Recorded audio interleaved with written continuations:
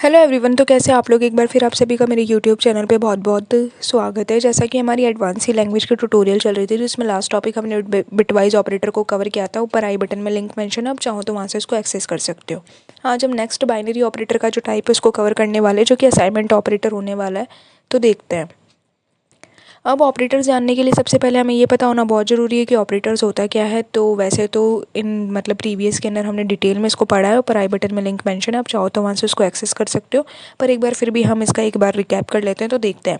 Operators are special symbol that are use to perform operations on a operand such as a variable, constants और expressions है।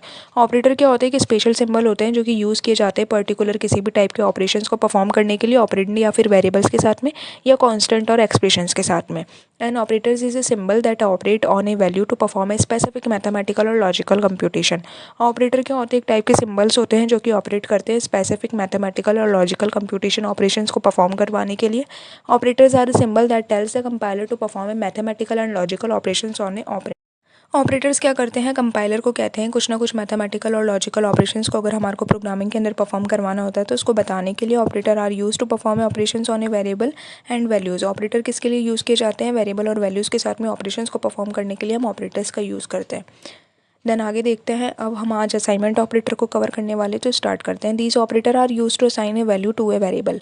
Mainly assignment operator का जो work है वो नाम से ही पता चल रहा है कि इस ऑपरेटर का यूज़ हम क्या करते हैं, वेरिएबल की वैल्यू असाइन करने के लिए हम असाइनमेंट ऑपरेटर का यूज़ करते हैं। क्योंकि असाइनमेंट ऑपरेटर एक टाइप का सिंबल्स होते हैं, जितने भी ऑपरेटर हैं वो सारे, तो ये भी एक सिंबल ही होगा। तो ये कहाँ पे यूज़ किया जाता है, जब भी वैल्यू को हम वेरिएबल को असाइन करते हैं तब हम असाइनमेंट ऑपरेटर का यूज़ करते हैं।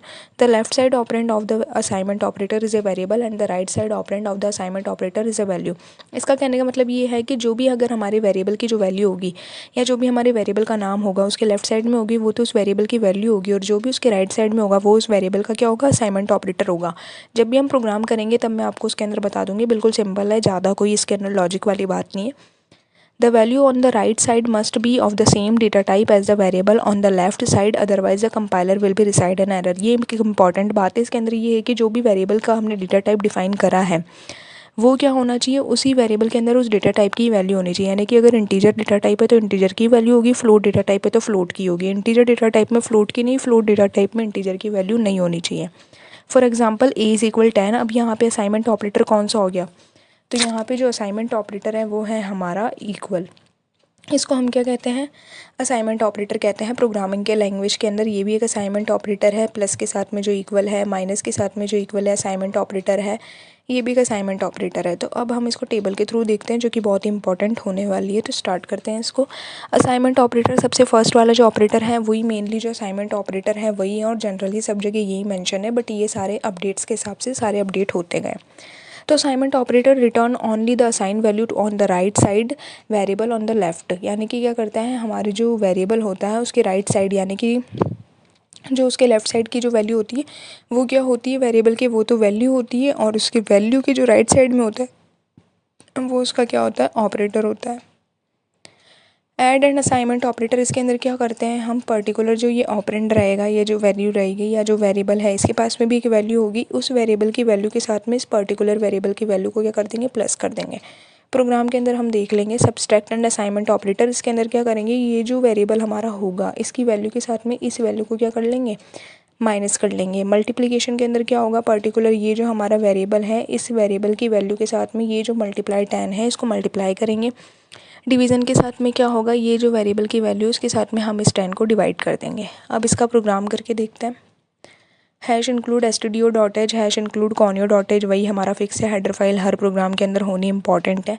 दैन उसके बाद में वर्ड मेन फंक्शन का हर जगह होना ज़रूरी है। इसके थ्रू ही हम क्या करते हैं, हमारा जो मेन प्रोग्राम का एग्जीक्यूशन है वो स्टार्ट होता है। दैन उसके बाद में वही वेरिएबल ले रखे हैं और उनकी वैल्यू जो है वो ऑलरेडी दे चुकी है। यूज़र चाहे तो अपनी नीड के अकॉर्डिंग, रिक्वायरमेंट के अकॉर्डिंग अपन यूज़र से भी ले सकते हैं, या आप लोग चाहो तो वो भी कर सकते हो। दैन उसके बाद में प्रिंट एफ लगाया और उसके अंदर स्टेटमेंट देके %d से इसको प्रिंट करवाया, और ए कोई वैल्यू को मैंने प्रिंट करवा दिया।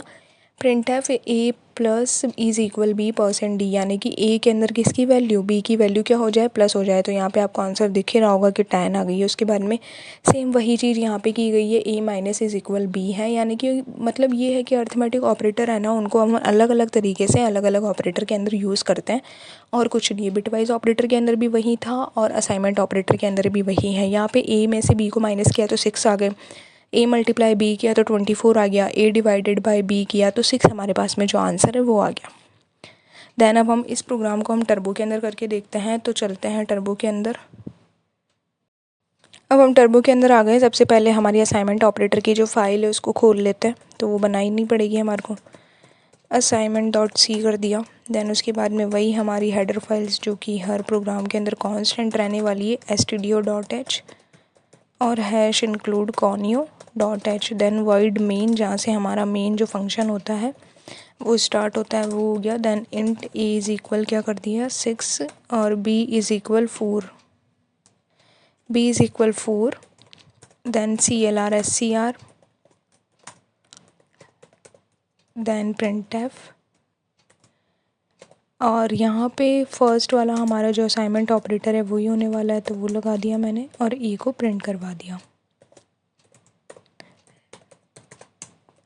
Then second a plus is equal b वाला होने वाला है, तो percent d slash n a plus is equal b. Then next हमारा जो होने वाला है वो सब्सट्रैक्ट वाला होने वाला है, a b is equal percent d. यानी कि जितने भी सिम्बल्स हम हमारे इसके अंदर यूज़ करते हैं पर्टिकुलर किसी भी प्रोग्रामिंग के अंदर या लैंग्वेज के अंदर, वो सारे ऑपरेटर ही होंगे। कुछ जैसे अभी डॉट ऑपरेटर होता है, तो वो भी एक डॉट जो हम यूज़ करते हैं वो भी एक ऑपरेटर होता है, तो वो वाली चीज़ है। बट वो ये है कि ये लैंग्वेजेस के हिसाब से इनकी जो मतलब डेफिनेशन है वो डिसाइड होती है। बाकी ये वाले जो है ये बेसिक ऑपरेटर्स हैं, ये हर लैंग्वेज के अंदर रहेंगे और हर लैंग्वेज के अंदर ये वाले जो ऑपरेटर हैं वो काम आने वाले हैं। देन परसेंट डी करके प्रिंट करवा दिया स्लैश एन।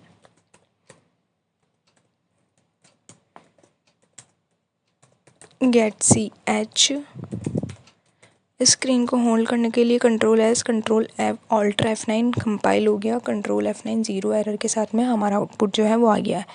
ए की जो वैल्यू थी वो 6 असाइन हो गई है, ए प्लस बी किया हमारा 10 आंसर आ गया है, ए में से बी को माइनस किया 6 आंसर आ गया, मल्टीप्लाई किया 26 आ गया, डिवाइड किया 6 आ गया।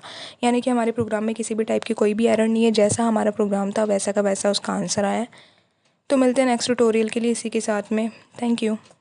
Subscribe for more content.